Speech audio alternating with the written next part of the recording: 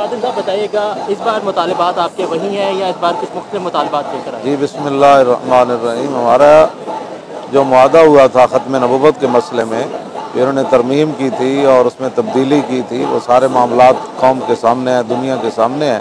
फिर एक मुआहदा हुआ जब पूरा मुल्क बंद हो गया, उस मुआहदे पर इन्होंने अमल करने के बजाय लैतो लाल से काम लिया और हमने इनको इतनी लंबी मोहलत दी। हमने कहा कि भाई मुल्क में कुछ अफरा तफरी बेचैनी नहीं होनी चाहिए, लेकिन इन्होंने हमारी इस बात को कमज़ोरी समझा और इन्होंने फिर जनाब हमारे और मामलात जो है उनको छेड़ना शुरू कर दिया।